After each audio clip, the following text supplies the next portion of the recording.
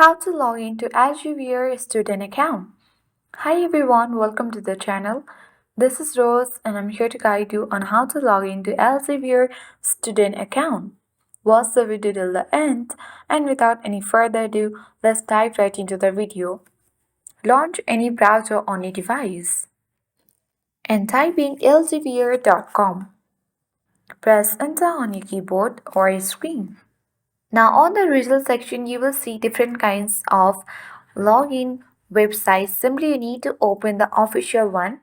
So tap on login Elsevier, and then you will get access to the login panel where you have to enter your email address or username and tap the continue button.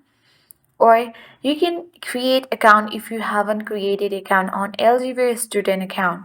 In case if you forget username or password, select the forget username or password link and then you can easily log in to your Elsevier student account after recovery. In case if you don't have password, you can log in without password, selecting the button even below. In this way, you can easily log into Elsevier student account. I hope this video was helpful. If it was, then do like, share, comment and don't forget to subscribe. Thank you for watching and see you in the next video.